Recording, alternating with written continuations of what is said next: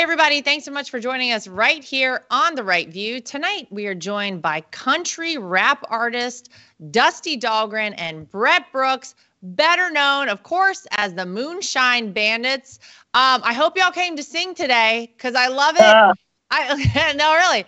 I think your music is so cool. You guys obviously have formed quite a following. And look, you formed Moonshine Bandits all the way back in 2003. You probably had fans from the beginning then, but I would love to know kind of how it all started. How did you two link up? Did you think that 20 years later, which isn't it crazy that you can say 20 years from like 2003, you'd be doing this? 20 years. I didn't think I would be in Canada talking to Laura Trump, to be honest. Right. But you could love it. Yeah, we went to high school together back. And we appreciate you having us, and the intro was awesome too. So good. Yeah, we went to high school together out in Central California. Grew up in a farm town, Los Baños, California. Very country, agriculture related. Grow cotton, tomatoes, corn. We have dairies, tons of that stuff. And we grew up in a blue collar town, and we started doing music that reflected where we were from. So I grew up putting roofs on with my dad and doing construction, and Dusty grew up kind of doing art stuff. And we went to college, and our lives kind of came back together where we started Moonshine Bandits. And our music kind of reflects, ag, because where we're from, it's a part of California that's really big in ag and dairy. So like my grandfather was a farmer. My uncles were farmers. My cousins still farm. His brother farms. So that's what we talk about in our music. Yeah, absolutely. By the way, I don't think anyone thinks of California and then thinks like, oh, country music. Right. But exactly. Right, it's kind of interesting. And I feel like when you guys started, there really wasn't anything, as far as I'm aware, that you would kind of label country rap. Like now you kind of have other people who've come in and done similar things to you guys. Yeah. But how were you kind of first received? Because it is a bit unique, right?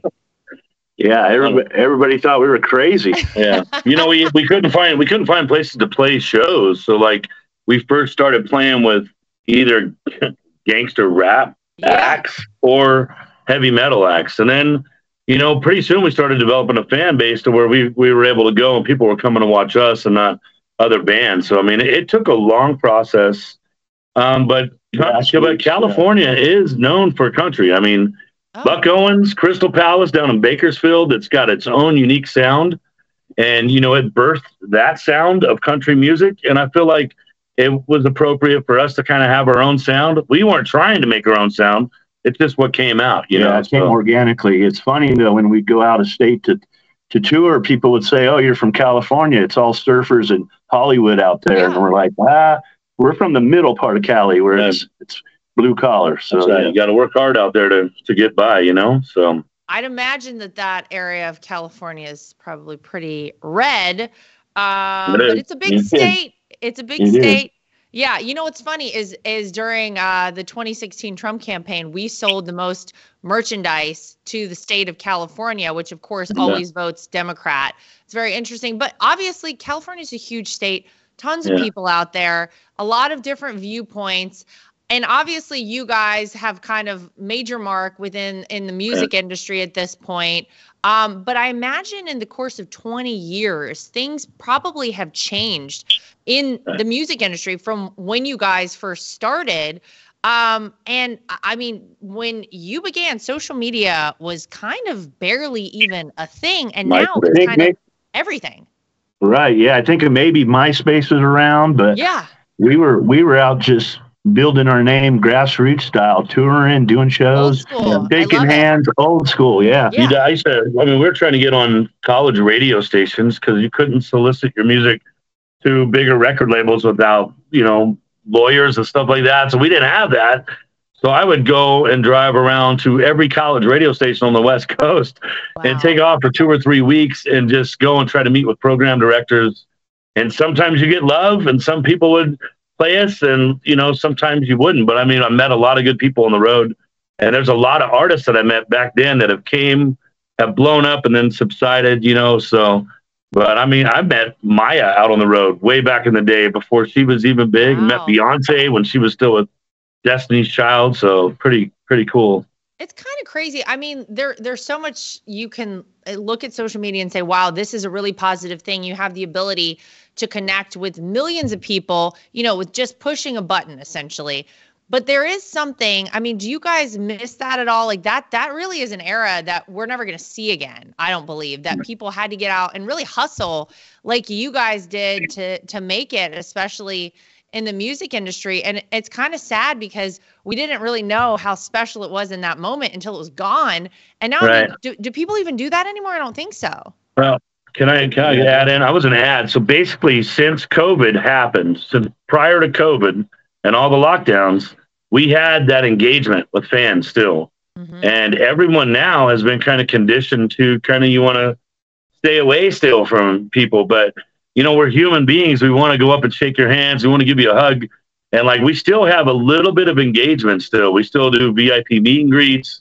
We try to meet up with some of our close fans that come out a lot, but we still try to see as many people as we can. But there's still, people are programmed different. They're wired different now after that whole shutdown and everything, you know? Yeah.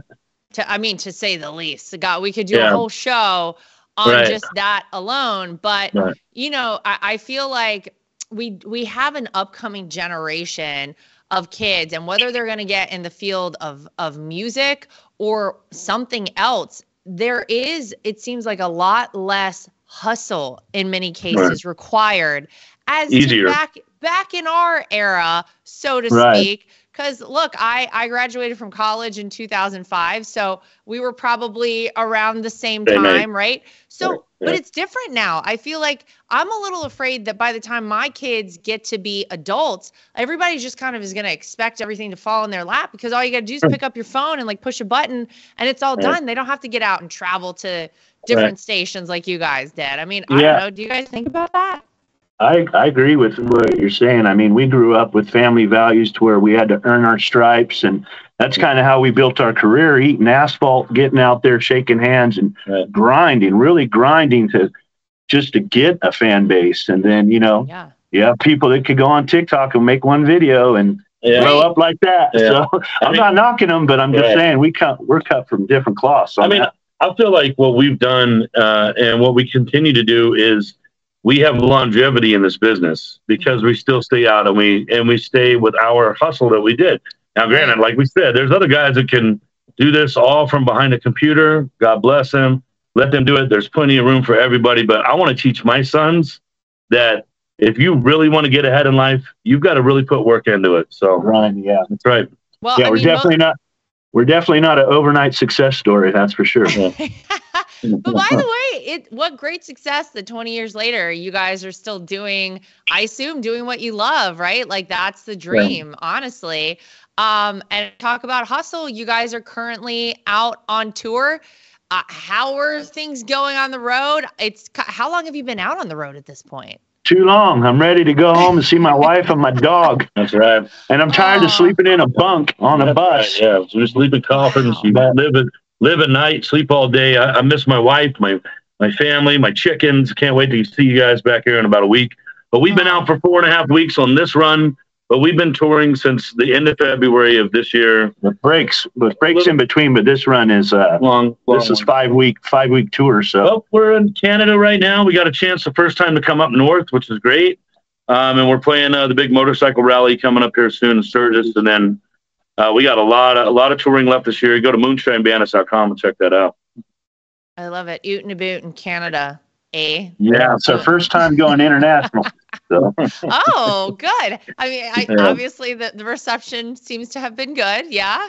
It's incredible. It's incredible. The people that are up here is like, it's almost like they're American. I mean, they were telling us last night they're trying to join the United States. Alberta is. So they're trying to be the 51st state. Not for nothing. Talk about COVID. They went through it up there in Canada during COVID. That was a different animal up there. Like we had it rough in a lot of places in the U.S., but man, they kind of suffered up there for sure. I don't blame them, quite frankly. Yeah.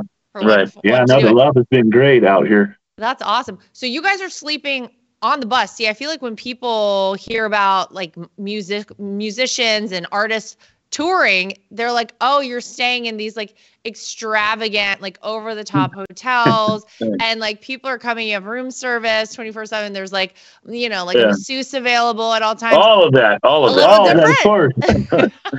I mean, we're in a nice hotel right now, right? I mean, we have 2 days to get down back to the United States after a night show, but the reality is we got 12 bunk beds on a bus with 8 people. Yeah. Wow. So I mean, but we stay. I mean, you can get in a hotel room and take 3 or 4 hours, but that's all you get nowadays. I mean, we're so busy with interviews and being able to do podcasts and meet and greets, and like it's just we got to stay going, or once you stop, there's no more, you know. So you got to keep going. Yep, you got to stay that forward momentum. All right, tell me about Operation Packing Company. What do I need to know? You can talk about how it started. I'll tell you. So back when we first got started, we did all owner operator everything, all of our merchandise, and we had our website on, you know, where people could order from. And I would notice that there was APO AE addresses, and I realized that those are soldiers or, you know, military service personnel stationed overseas. Yeah. So at the time, I just started stuffing extra stuff inside the boxes.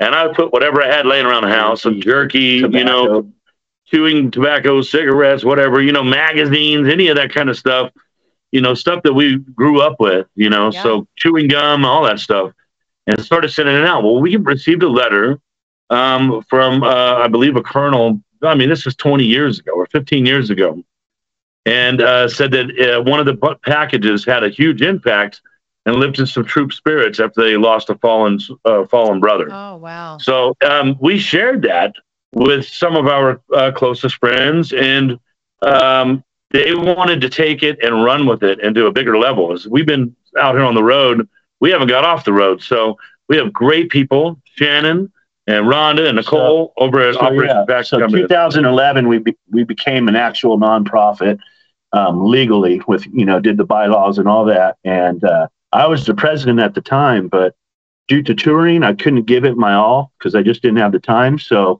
our good friend Shannon Bird became the president. My mother-in-law, Rhonda Lowe, became the vice president, and my wife became the treasurer. Family affair. And best way. We know about that.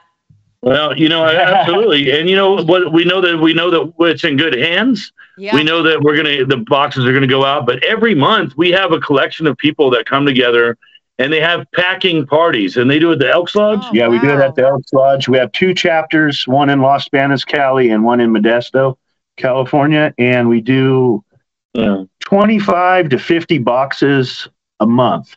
And each box has everything from hygiene to letters that kids wrote from schools, books, entertainment. Yeah. You know, our heroes need some love from back home. They deserve it. So that's been our goal. And they absolutely, I mean, if anybody would like to get involved, you can go to operationpackingcompany.org.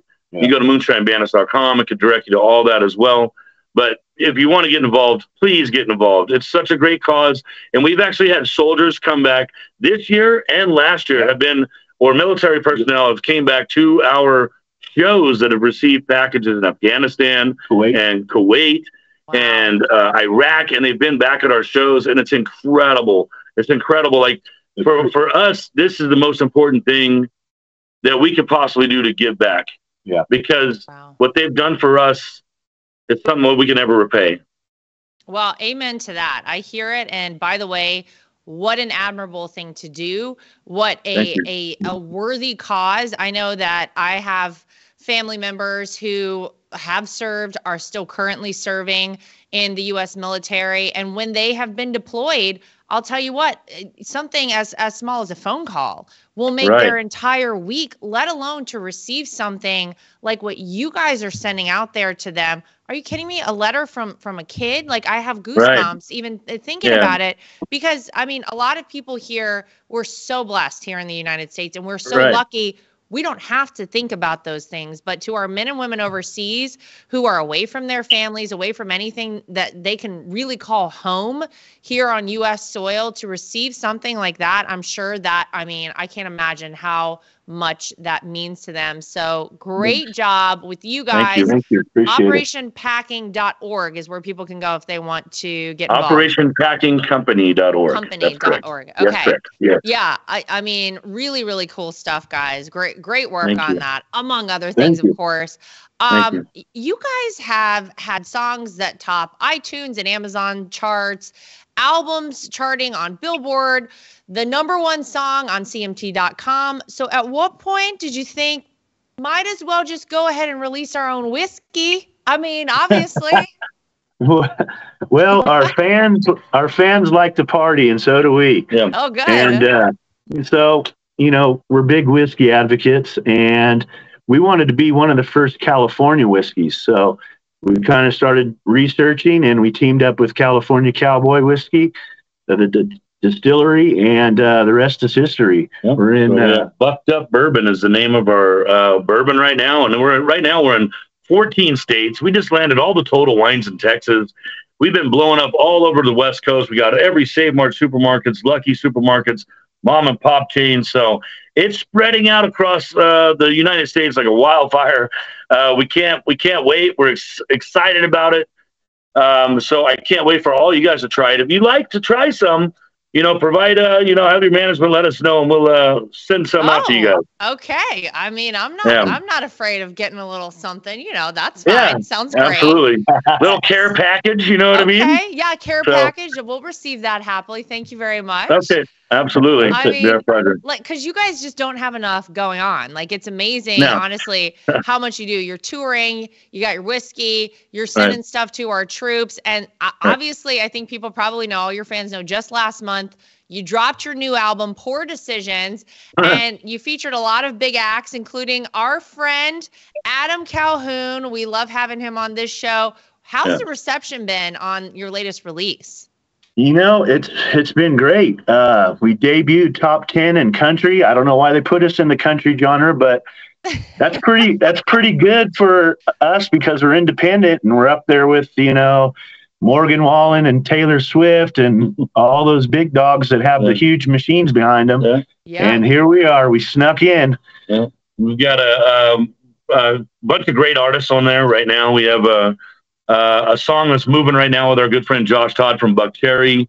It's hitting rock radio across the United States right now, getting into rotation. So it's a great song called Wild. And we also have My Hometown song, which is incredible song about growing up in a small town. And I think the lyric video is out right now on our YouTube. So yeah, it's doing pretty good. We're pretty proud of it. This album, I think we stepped up the actual quality and songwriting, because we had great producers, Ty and Brad, helping us out with that. So I'd say this is our best one. Oh, I love that. I love 20 years in that you're like, yeah, we just released like our best album. I also love that you can debut on the country charts, but you can also be on, like you just said, like rock radio. You guys are real. I mean, like, weird. I'm trying to think of any other groups that really have the cross section of different, music genres like you guys do. I mean, it's kind of amazing. Right. Pretty much the only other person I know that has really transcended this type of lanes is Kid Rock. Yeah. I mean, and like he's been able to country, rock, rap, what I mean? And like we love Kid. I mean, he's incredible. He lives down the road from me, I think. So, but I've ran into him a couple times out there in Tennessee, but love that guy. That's very, very cool. Well, look, you guys are obviously successes. You could definitely say that. What advice would you give to someone who may be starting out right now, whether it's that they want to do music or something else? Because, like we talked about at the beginning of the show, you guys had to hustle a little bit. And sometimes things don't always go exactly as we may plan. What would you say to someone who maybe today is like, I'm going to step out and I'm going to work towards my dream, my goal, what I ultimately want to do in life? I personally would say set attainable goals that you can accomplish. I like to write a list out every night, and the next day try to knock off those items on my list. Set little goals, attain those goals, set bigger goals, go after those goals, and stay determined. Don't take no for an answer. If what you're doing is right and what you're doing is something you love, you'll get there. This is America. That's how we've built this country off of people with determination. So, and I would say, be in it for the long haul. Yeah. Every stumble of a rock is a stepping stone to the next move. Don't just look what's in front of you a mile. Look a million miles down the road. You got to really, really be in it for the long grind. That's right. Yeah. Every failure is a learning experience. I always try to keep that in the back of my mind. Some of my biggest failures were my biggest learning experiences, and I became better at whatever it was because of those. You guys, like I said, are out on tour. If people want to find out more about your tour, future tour dates, where can they go again? MoonshineBandits.com. That's right. All right. We'll be in Sturgis. We'll be in Sturgis this week. Well, 500,000 people. Wow. Yeah. That's amazing. That's almost like a Trump rally, but I digress. No. We want to come and we want to come to one. We've always been come to one. We just always on the road. Sorry. Well, we have an aggressive booking agent. So can we get on a guest list or something? I think we could set it up for you guys. Just let me know. I'll tell you what. Awesome. We'll do a little. You could send a care package. I can send. You know what I mean? We can help each other out here. I think it works out very well. Yeah, right. I love how it's going so far. Well, Dusty and Brett, thank you guys so much for spending a little time with us. Good luck out on the road. Get back home safely, and we'll see you out there at a Trump rally coming up very soon. We'll make it happen. Really appreciate you guys. God bless you guys too. One last thing: if Mr. Trump ever wants to walk out to our song "Pass the Ammo," he can go right ahead. Amen. We won't get a cease and desist on that one. Perfect. No. Encouragement. All right. Hear it. Appreciate it. All right. Thank you to Dusty and Brett, everybody at home. As always, thank you for joining us right here on The Right View. Make sure you like, subscribe, share, and follow. We'll see you back here next time for more.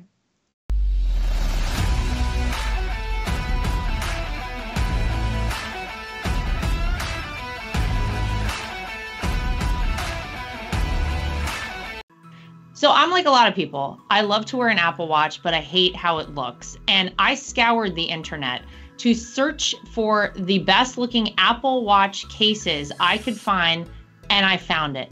goldandcherry.com. They have absolutely beautiful watches, as you can see here.